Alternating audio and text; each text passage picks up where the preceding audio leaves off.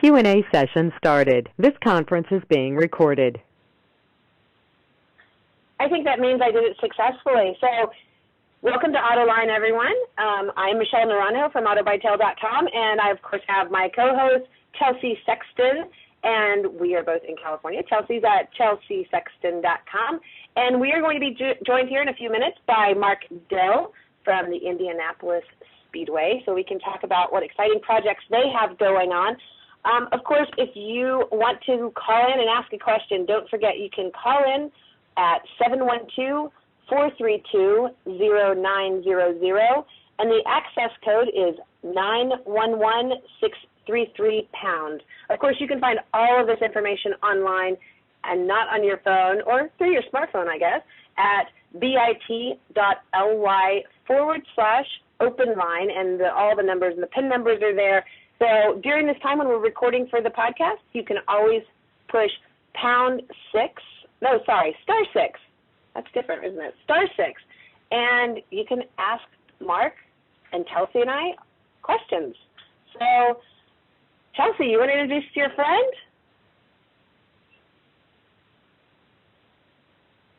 Oh, I muted you, Chelsea. Chelsea? So I could, yeah. I was afraid she wasn't my friend anymore. Oh, no. She's like, I unfriended you on Facebook. You're gone on Twitter. Yeah. It's over, Mark. Nah, I stalk him. He knows it.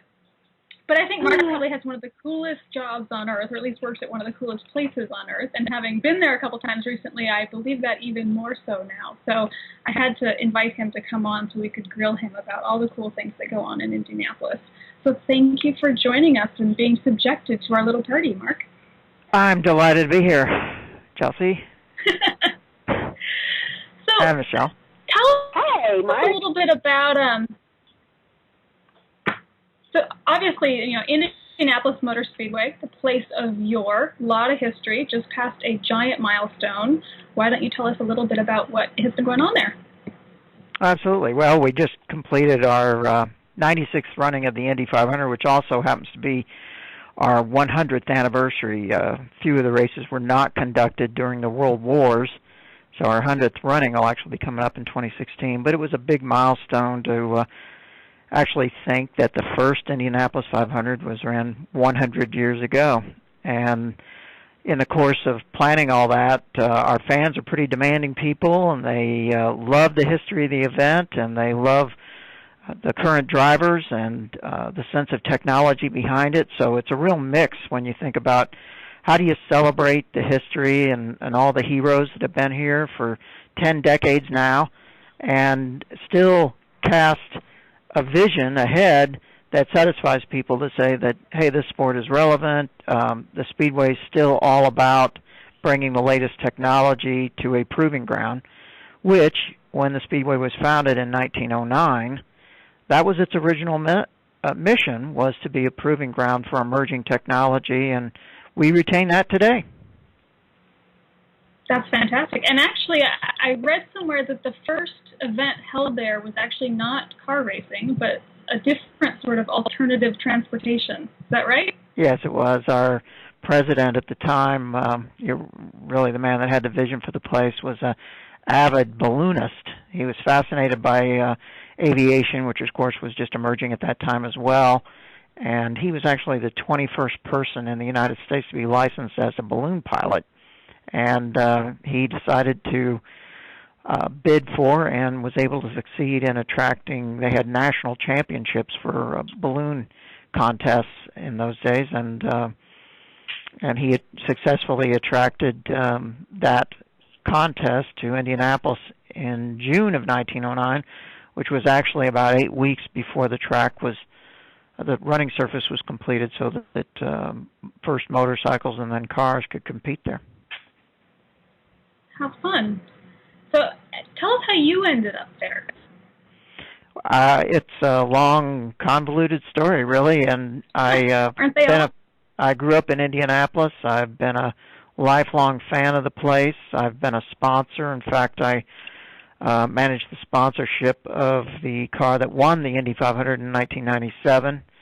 I'm also a bit of a historian, so I've written a number of different articles, and so I was doing some variety of articles for the Speedway and historical research, and got to know several people, and one day received a phone call, and I've had a extensive background in marketing, and mostly in high technology and at executive positions, and I was asked if I would like to be vice president of marketing and public relations for the Speedway, and I didn't waste a moment in saying absolutely. And little did you know what we would suck you into. Well, I don't feel sucked into it at all. I feel fortunate to have encountered you, Chelsea, and some of the other folks that we've been working with, and I know what you're alluding to. Part of our lead up to the Indy 500 in May was our May 7th, what we called Emerging Tech Day. And that's a day where we invited people that have a variety of solutions. And what we discovered along the way was that really the most advanced in terms of fundamentally different automotive technology and aimed at auto sustainability was really the electric vehicle. And, of course, Chelsea, you're well known in those circles, and we pulled together an event, and I'd say it naturally evolved that the cornerstone of it became electric vehicles. We hosted 3 collegiate competitions, one hybrid, the other a pure electric vehicle go-kart race that was founded at Purdue University. And we also had our partner Chevrolet in here. They had all their Volts, and they were providing ride and drives, and I got to drive one and was very impressed. We also had an EV rally, so we had over 45 electric vehicle cars on the grounds that I got to go a lap around the Speedway. We promoted it and told people, if you've got an electric vehicle and you'd like to take a lap around the Speedway, just come on out. And we did it fairly late in the game. Otherwise, I think we would have had a larger turnout. But nonetheless, there were 45 takers, and they had a ball taking a lap around the track. So it was a fun day. We even had an old Indy car that had been retrofitted with a electric motor, and one of our past Indy 500 drivers took it out for a couple of laps.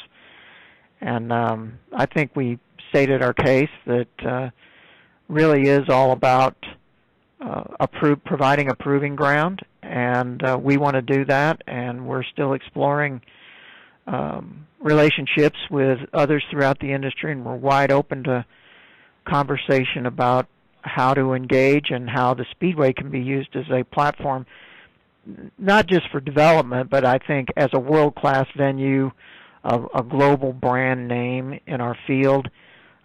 You put a car on the track at the Indianapolis Motor Speedway, and you have a terrific marketing platform. You can get a lot of attention for your product, and that's what manufacturers like to do.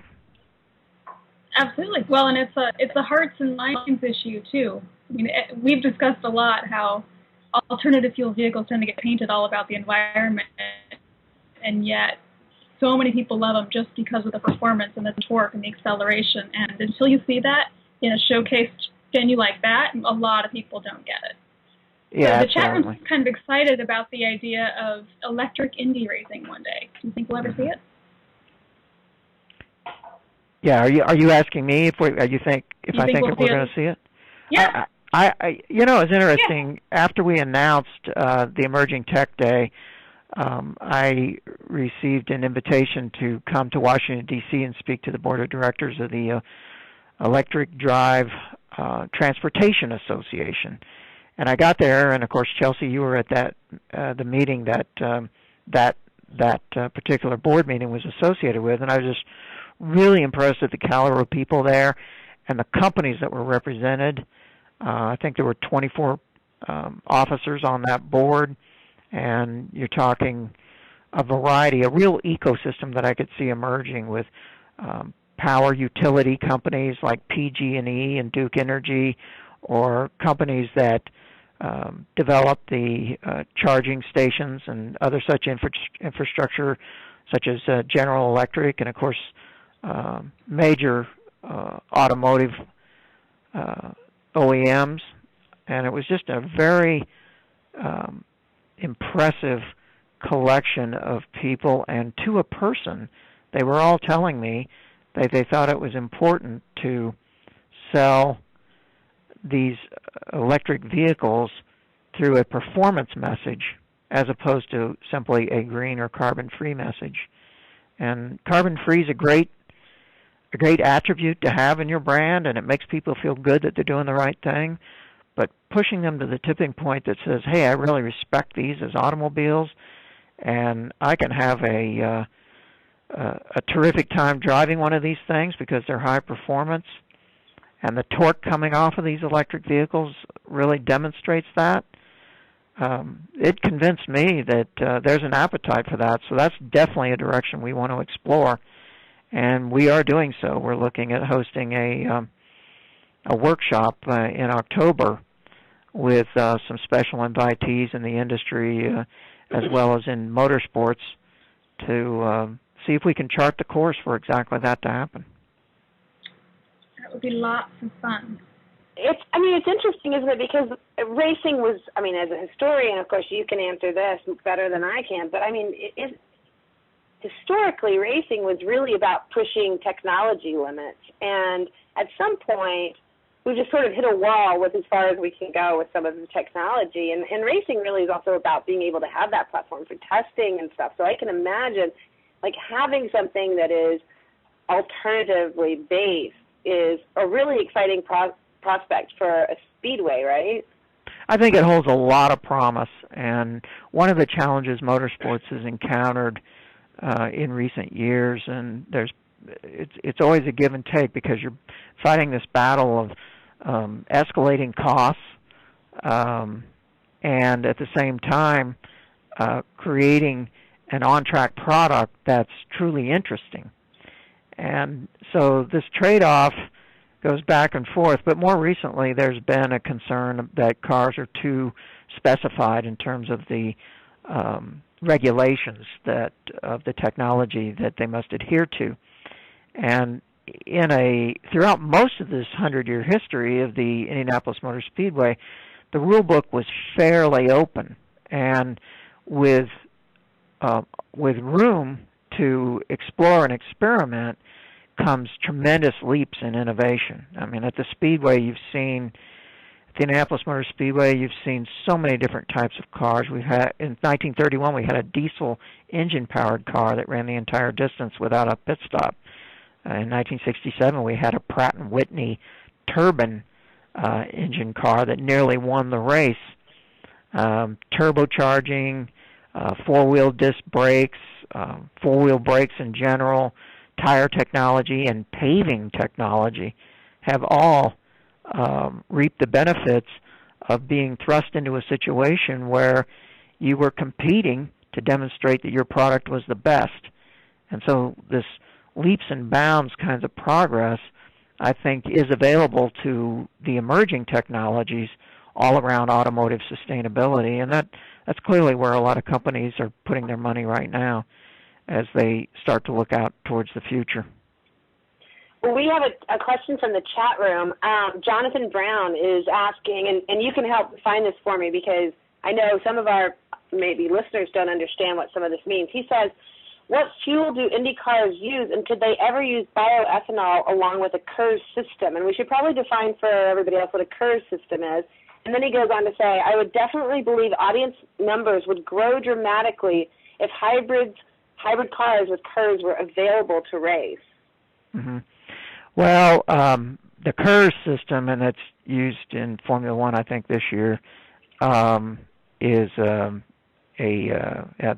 kinetic energy. It's basically capturing the energy during the braking process and feeding it back into the drivetrain, in the propulsion of the motor. It's very expensive to do. It's not on any cars today because it's very expensive. You can price a lot of people out of the sport with that kind of technology. So there again is some of the trade-off. We do run 100% ethanol, and have for the last couple of years, and we've been using an ethanol blend for several years now. So that was a step in this sustainability direction. But obviously, much greater leaps can be made available to us if we proceed along the path we're kind of suggesting we might today. And this isn't, I want to make clear, this isn't to speak for the IndyCar series and their regulations. They have an exciting new formula coming out next year. But what we're really talking about here is what could happen at the Indianapolis Motor Speedway, and again, consistent with its original mission. So we're inviting, in fact, we just announced something we call the Holman Challenge Trophy, which is named after Tony Holman, who's largely credited with resurrecting the Speedway after World War II. And it is a trophy historically been for production-based cars and trucks to determine what maker could produce a product that could travel the most miles in 24 hours. I believe the last time that trophy was competed for was in 1996. What we're doing is reviving it, but we want to put this 21st century automotive sustainability spin to it. And so we're interested in talking to manufacturers, especially those that are producing auto sustainability products. As I said, EV, just through our process here and talking to people, we're recognizing that those vehicles seem to be furthest along. But if someone has some other product, like a biodiesel hybrid, that would be interesting to us as well. We're interested in working with sponsors and manufacturers to define the criteria of what they want to test. And again, if it happens at the Indianapolis Motor Speedway, that gives you a tremendous amount of bragging rights, and certainly worthy of advertising campaigns and marketing programs of that nature. That's amazing. Would you ever consider putting an algae field in the infield? An algae field? Hey, if there's a sponsor that has a proposal, we'll consider anything. It might not smell so nice. I don't know where everybody would put their RVs either. That's some pretty exciting stuff. So, wow, it's a big history. It's a really neat thing that you guys are actually moving it along. And this trophy that you're reviving, why was it suspended? Well, I think it's conventional technology and just the level of interest in demonstrating that particular criteria. I really can't answer that question definitively, but I think a freshening up in the vein of what is emerging, what's the next step, what needs to be demonstrated with the greatest amount of fanfare, and to, as you said, Chelsea, I believe, and as I noted in the board meeting, performance with these emerging vehicles is really important to convincing people that they're sexy enough to purchase and fun to drive. Race on Sunday, buy on Monday. I'm sorry? I did. I should race on Sunday, buy on Monday. Yeah, there you go. Absolutely. Maybe Chelsea will be our next Danica Patrick. You ready, Chelsea? I'm known for my right foot. There you go. Well, we could get you in a car and you can go for the Holman Trophy. You wouldn't have to try hard. Although we still have to get Mark in a Tesla. That was one thing we weren't able to do on Tech Day, so we'll have to do that next year. You guys owe me that ride. Yes, we do. You need to call them in on that one, Mark. I agree. Well, I'm going to see Mike Rowan at Duke Energy, and he has one, so maybe I can convince him. So who are some of the you've met Chelsea, of course, who's awesome. Who are some of the interested people that Indy's attracting right now to this new program? Well, the people we've been talking to, Paul Mitchell, for example, he's the president and CEO of the Energy Systems Network in Indiana, and he has a whole host of companies that are members of that organization, and again, they're expressing interest. Some of the same ones that are in the Electric Drive Transportation Association in Washington, D.C. Mike Rowan, who I just referenced, he's a evangelist at Duke Energy, and Duke and other power utilities. I know PG&E's on the board of EDTA. Recognize the potential and the benefit to their business to see a proliferation of electric vehicles on the road. And John Waters, who's impressed me as a career entrepreneur, and one of the things I know he did was help found Bright Automotive, but I think he's actually got a number of companies that he's founded and is on the board, on their boards, and is a consultant, and he's got a lot of bright ideas. So, and along with Chelsea, those folks have been kind of the core group that have been working with us to define what we're doing. But as I said, there were a lot of impressive companies that I talked to that were expressed an interest in motorsports, and the consensus was that performance on the track was essential to setting fire to this demand.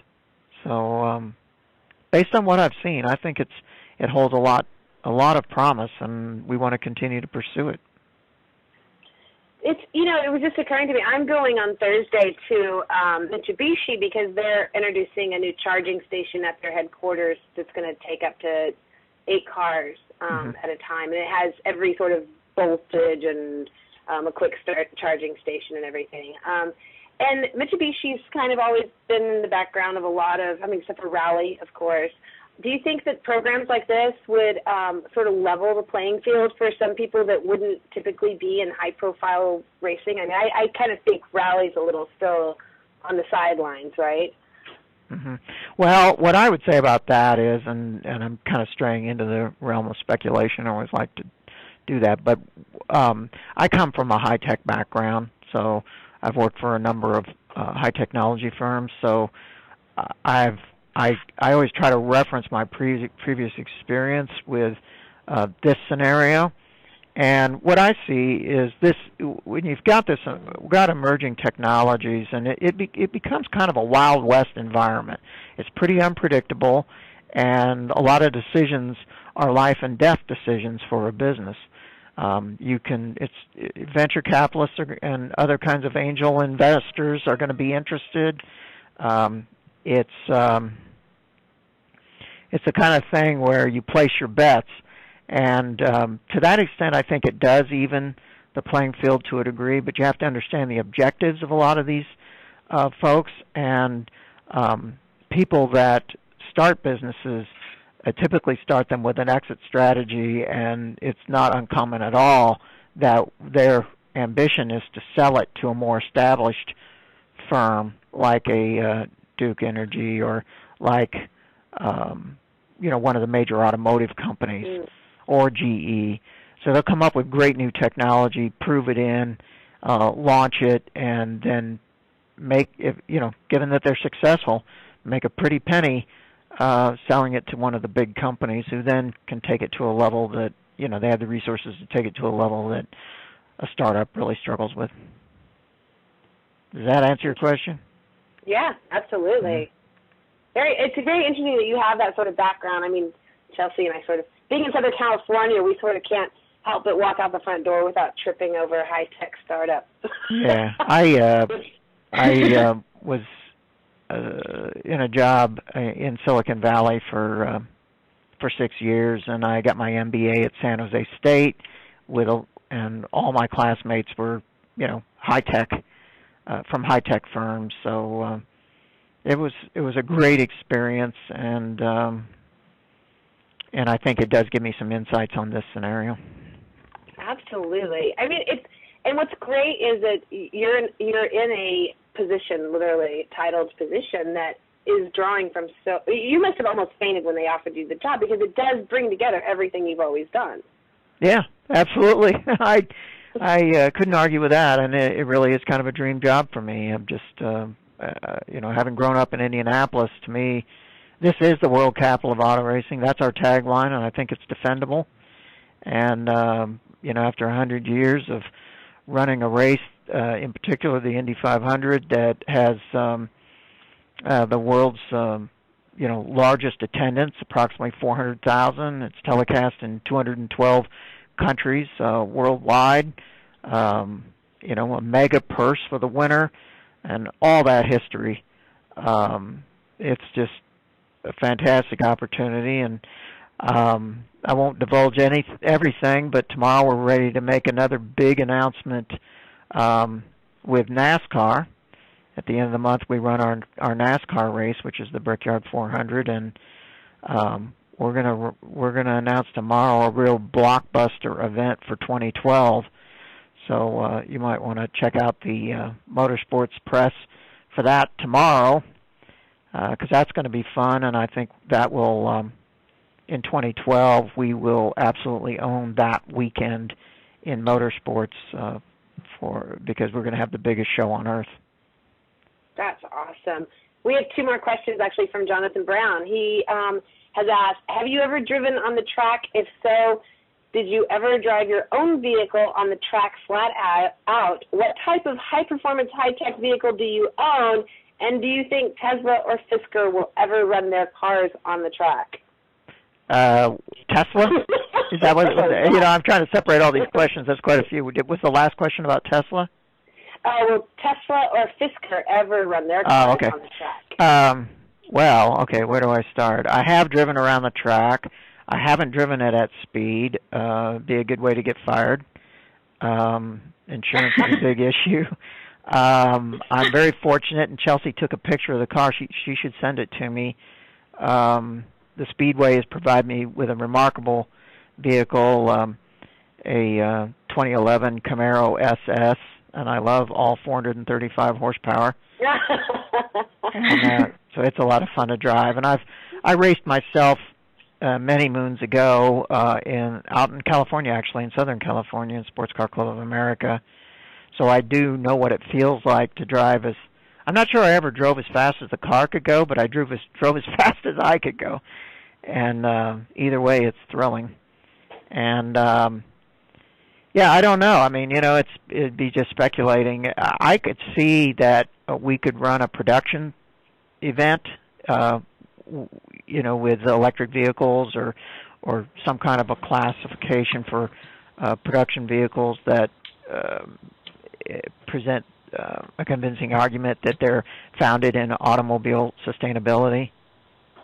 But as I say, that's pure speculation. We don't have any plans at the time to do that. But I know there's a bunch of companies out there, and they've already started. We've talked to Nissan Motorsports, and they have a motorsports program, and Chelsea can probably name off more than I can that have an interest in a lot of it's around production vehicles, and that's good stuff too. We have another question from DC Auto Geek, and I'm going to just tell you, he works on the Hill in the DC. So okay. He says, I have a question for the marketing guy. What needs to happen to get people, especially the younger anti-car generation, into motorsports racing? Yeah, that's an interesting. I ponder that every day. Every motorsports organization in the world shares the same goal. If you talk to their marketing people, and their objectives is to attract a younger demographic. And honestly, I think it's interesting what we did in May, the Emerging Tech Day that I referred to, and the one that Chelsea was at. In fact, she came out there with me and watched the Purdue Invitational. There were 11 universities, I think 12 universities, probably 12, that competed, sending several teams each. 3 were from the United Kingdom, so we had some international competition going. Again, all electric vehicle go-karts of their design. And there's some real excitement in this emerging area. And I think that a lot of it is just the challenge of being able to work on something and create something and know that that some of the big fundamental issues have not already been figured out before you got there. It's your opportunity to define the product and probably best suited to a younger perspective. And I think we're dealing with a demographic that savors their opportunities to touch electronics. And I think that the way we need to look at these cars as they're coming into the future, as we don't want to get stuck in a paradigm, to use an overworked word, but get stuck into a pattern where we think of the car of today as a linear projection of what the car of tomorrow will be. So we kind of have to, if you're really going to be open-minded about its design, you have to kind of cast all those preconceived notions aside. And the next-gen car, maybe sooner than we think, could look more like a computer interface when you sit down to drive it. So the more of that is incorporated into the vehicle, I think the more exciting it is for younger people. Very interesting. Well, I'm going to ask you one more question. I'm probably taking up all of Chelsea's time. She probably has other questions for you. Basically, so GM is obviously a big host or sponsor or whatever. I mean, are they like the only ones that are super doing that right now? You mean as far as investing in electric vehicles? For the Speedway. Well, they are our primary automotive sponsor, but they're not exclusive. So if other automotive companies want to define an experience or have a display or own a category, as we say in marketing parlance, that's open to discussion. So I know we'll be approaching a number of them for a variety of reasons. Among them will be things like this. I mean, we're going to do Emerging Tech Day next year, and it's probably going to be, we kind of vacillating between the end of April and the beginning of May based on where we think OEMs might be. But we want to invite a host of OEMs.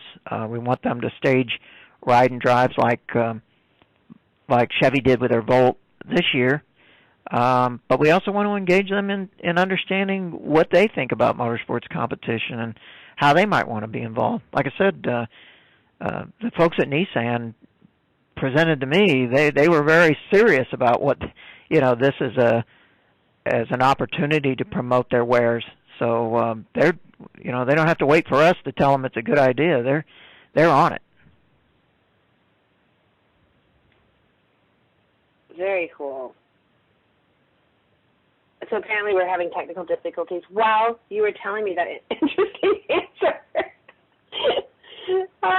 You're not going to make me repeat it, are you? I forget what I said. No, absolutely not. I was looking for questions, and our producer called in from vacation to say there's something wrong with our video, which I could care less if they see Chelsea and I right now. You're giving great sound bites. That's what matters. Well, thank you. Yeah, Jonathan Brown is reiterating, he would find hybrid electric vehicle racing at Indy the coolest. What a great path to go on. He's super enthusiastic. Oh, wait, I missed Dave in China's question. I'm sorry, Dave. He said, any chance of tying virtual racers, even without prizes, into live racing? He thinks that would attract younger and more tech-oriented generations. Well, I don't know that, I don't know what the tie-in would be to live racing, but I can tell you we kind of did that this year at the day before the Indy 500. So the Indianapolis 500 historically has been an entire month of activity leading up to the crescendo of the race. So lots of practice and lots of fun speculation and bench racing and lots of media coverage and other kinds of events. And among the many that we planned this year, in addition to Emerging Tech Day, we also built up the day before the Indy 500, and we had several things going on that day. And we called it AJ Foyt Day because we celebrated AJ's 50th anniversary of the 500, his first 500 win. But among those many things was that we worked with iRacing.com, and we had a virtual Indy 500, which was kind of cool. So we had 33 competitors online from various parts of the country competing to win this race. And we did have a winner. I forget his name, and if I knew it, it'd be an opportunity to give him a plug. But that was a neat thing, and it's part of, as you say, the outreach to appeal to a younger demographic and get them fascinated with the sport. And the Indy 500 itself is a tremendous sporting event, and I've tried the iRacing game, and I can tell you it is not easy. And based on what little bit of experience I have and what imagination I have, I think this thing is pretty darn realistic. And so we'll plan to do it again next year, and always looking to take it to another level. How can we embellish it? So we're getting our best creative minds here in place and listen to people outside the business to define experiences like the virtual Indy 500 that would be exciting for probably predominantly a younger crowd, but obviously nothing prevents someone of more advanced years to get involved. We have another question. Carmelic is asking, and I kind of know the answer to this one because I know you have a Twitter, which is the number one super speedway. Mm-hmm. He says, has IndyCar considered the use of social media platforms to promote races would also help attract the younger generation and give IndyCar access to a very powerful marketing opportunity? Are you guys really invested in that right now, Mark?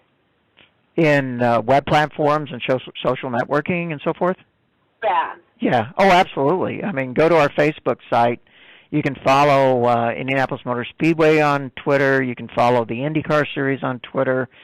You can follow our Indy 500 race on Twitter. You can follow our Brickyard 400 NASCAR race and our MotoGP motorcycle race. And MotoGP happens to be the Formula One equivalent of motorcycle racing, so it's the premier series in the world. And our website, we have a couple of websites, IndianapolisMotorspeedway.com and then IndyCar.com. And I think if you get on there, you'll be pretty impressed at the amount of content, interactivity, opportunities to socialize. Like we have a fan group called Indy Downforce and IndyCar Nation. So we're pretty heavily invested in that, but always looking to do more and being creative because that's a constantly evolving arena, and if you're not thinking of how to make it better constantly, you'll just get left behind. Right. That's really how many people are kind of having to tackle all of those sites?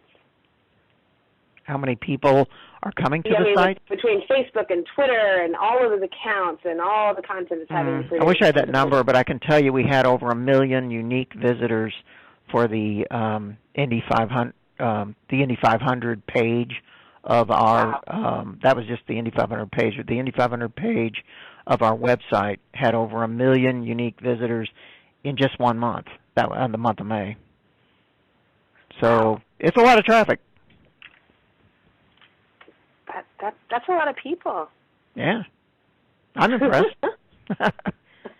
Always one more. It's very loyal crowd, though, isn't it? It is hugely loyal, and we've done market research to demonstrate that the brand loyalty is outrageous. So if somebody sponsors a car, our fans notice, and they like to see the car sponsored. They understand that they need a lot of money to each car owner is his own business. Those are all corporations running these race teams now, and their business is motorsports, and in some cases it's exclusively fielding a car in the IndyCar series. So our fans are fiercely loyal to the products that they see, assisting the sport that they love. Very cool. Well, I would imagine that some of the, cars, of course, and the drivers themselves and their fire suits have tons of different sponsors all over them, and I would imagine a sort of alternative series would invite a bunch of different businesses that haven't previously thought about supporting racing. to the forum, right? Yeah, I think so. I mean, I see opportunity there, absolutely. When you see, like, it's not every day you're going to see Duke Energy or PG&E telling you that they're interested in motorsports. That's conventional motorsports. You just don't see it. So I think it opens the door to a whole range of corporations that could suddenly find motorsports appealing because they make that clear connection between their product and their product success in the marketplace. Yeah, that makes sense. Very cool. Chelsea, anything from you? Oops, did I mute her again? Did you mute her again? Oh, my God. She's going to start thinking I don't like her or something. You there, Chelsea? Nope, she's not muted. I don't know why she's not on. Well, maybe she got tired of listening to me talk. I know, Chelsea, where'd you go? Well, we seem to be having technical difficulties, but I know, Mark, that she would be telling you right now, I'm going to get off the line here and fix this with our producer. I'm going to call him on his vacation. But I really appreciate you coming on to talk to us because this is really interesting. I hope I get to go to Indianapolis someday soon, and maybe Chelsea and I'll come do a live broadcast from there. That would be really fun. You would be welcome to do that, absolutely. So just let us know. Well, thank you. You want to call out some of the Twitters and the Facebook fan pages that you want everybody to know about? Well, like I say, we've got IMS has its Twitter page, IndyCar Series has their Twitter feed, and they both have Facebooks, and our events, Indy 500, Brickyard 400, and MotoGP, Indianapolis Red Bull, MotoGP race has its own Facebook and Twitter feed. So there's a lot there. And if you go in and you start looking at all the drivers, I think virtually every IndyCar driver has a Twitter site as well, and websites and so forth. And obviously folks like Danica Patrick are pretty popular. And some of the more prolific people in social networking are guys like Tony Kanaan. But most of these drivers are of a younger age, so they're right in sync with the whole social networking. I mean, that's how they were raised, and they totally get it, and they're fun to follow. That sounds great. That's a lot of people to follow. That's a whole following right there. Yeah, there you go. I mean, you just pick out, I don't know how many IndyCar drivers there are. I mean, a lot more than consistently race every weekend. So, you're dealing with 40, 50 people that could teach you a lot about the sport if you're interested. Absolutely, and I know from Twitter myself that I also follow a lot of crew chiefs and team members that aren't the drivers. I mean, they're all really active in talking about their profession and how much they love it, and some of the issues that go on behind the scenes, and it's fascinating. Yeah, and they also comment on their personal lives sometimes exactly. to the point of oversharing. So I guess for some people that's interesting too. So. But it's a very robust environment in social networking. And like I say, look at our Brickyard page tomorrow and the Indianapolis Motor Speedway page, because you'll see a really big announcement tomorrow that I'm real proud of and really excited about. We're going to have the president of NASCAR flying into Indianapolis. I mean, it's that big. He wants to be here and he wants to talk about it. So. It would be a good thing to see on Autoline. Yeah, that would be fantastic. Well, we've enjoyed having you so much. Thank you, Mark Dill, Vice President of Marketing and PR for the Indianapolis Speedway. We really appreciate you taking the time to come and talk to Chelsea and I tonight. Sure. And, you guys can find Mark online. One Super Speedway on Twitter is probably the most direct way, right? And I've got a Facebook site as well. Absolutely. Oh, cool. Then we will have you back on so we can do a check-in and see how the program's going. I'm so excited you're there. What a great job. Well, thank you so much for having me, and I'd be always happy to join and have a conversation with you. Fantastic. All right. Well, thank you guys, and we are going back to normal broadcasting now. So Thanks, Michelle. Thank you, Mark. Bye. Q&A session is over. Okay. I have no idea what Your conference recording has stopped.